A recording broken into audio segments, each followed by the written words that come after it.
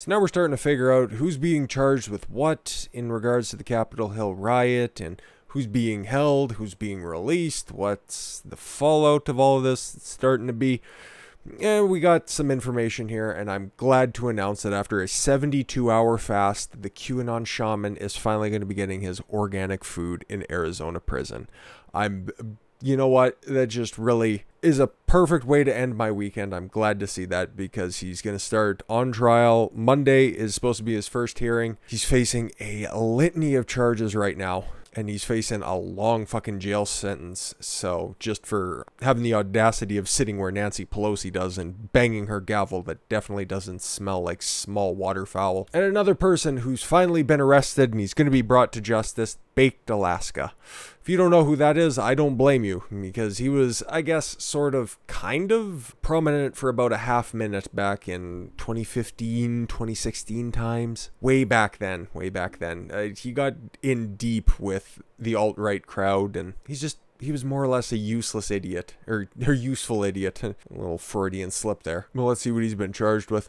Far-right media personality Tim Gionet. Everybody says he's just a nice dude. He's just a little bit stupid. So, whatever. He goes by the handle Baked Alaska, who was arrested on Friday by the Federal Bureau of Investigation in Houston, Texas, according to documents the agency posted online. How's that Hunter Biden investigation going? Fucking useless institution. Cabal of deep state con artists. According to a sworn statement filed by the FBI agent, Gionet live streamed a 27-minute video from the Capitol using service called DLive. Yeah.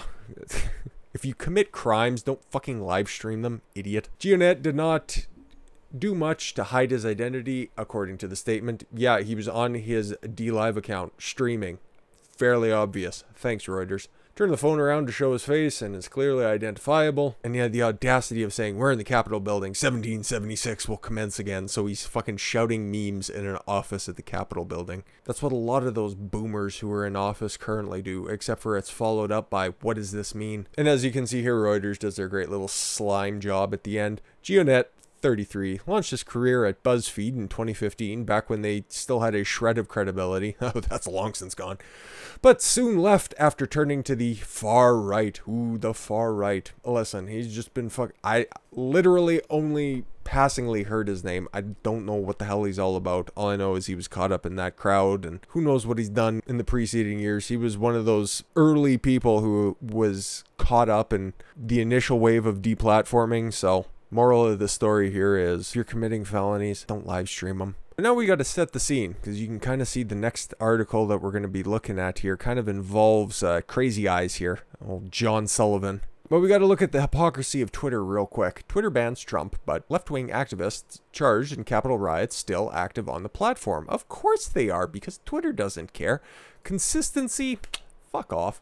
Left-wing activist charged for his alleged participation in Capitol Hill riot maintains control of his Twitter and YouTube accounts, Fox News has learned. John Sullivan, 26, recorded an up-close video of a woman's fatal shooting during the January 6th Capitol siege. Ooh, that's what Fox News is calling it. How catchy. And can allegedly be heard egging on protesters in the name he shared on his YouTube and Twitter accounts under the pseudonym Jaden X. How very original. Sullivan is accused of taking part in encouraging rioters as they swept through the building.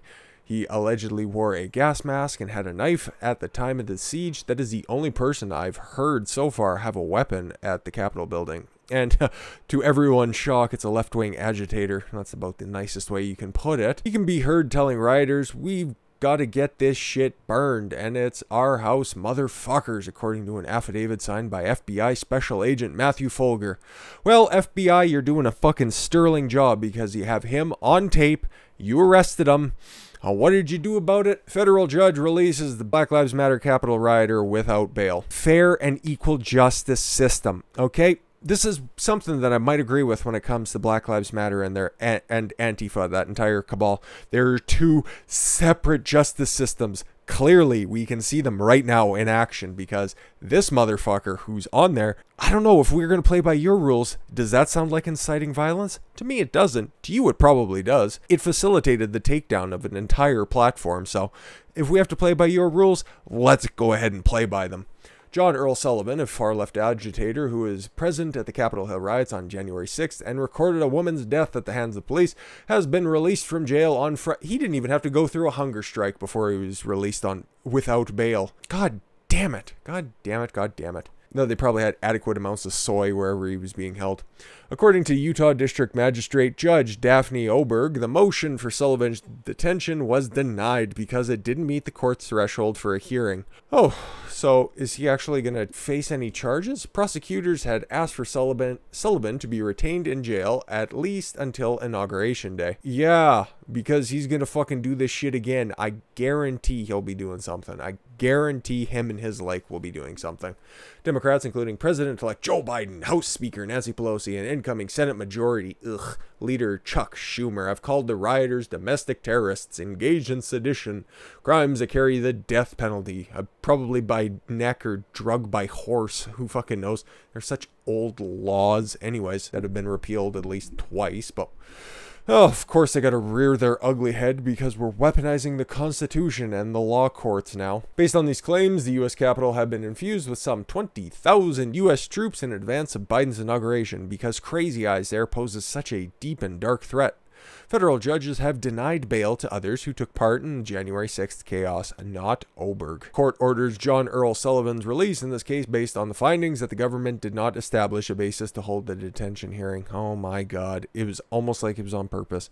Because the court finds the threshold condition under this section have not been met, it cannot hold a detention hearing and thus cannot detain the defendant, Oberg wrote, despite prosecution concerns that Sullivan thrives on chaos and could inflict further damage to the community if let go. The judge released him after it appears in a virtual court hearing from jail. Oberg stated that the government did not demonstrate that Sullivan poses a serious risk. Oh, that such person will obstruct or attempt to obstruct justice or threaten, injure, or intimidate or attempt to threaten, injure, or intimidate a prospective witness or juror. Fuck off. Fuck off. See?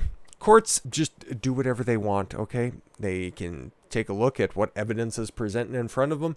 Just take a look at that video footage that he captured right there, and you can clearly say, yeah, he's calling for people to burn the entire thing down. Meanwhile, you had an asshole wear fucking animal pelts on his head, and you're holding him in jail, and you're putting some pot-smoking retard in fucking Fed lockup. But, yeah, because this guy has the right politics and you didn't see anything that would potentially, you know, threaten somebody's life, you'll just let him go.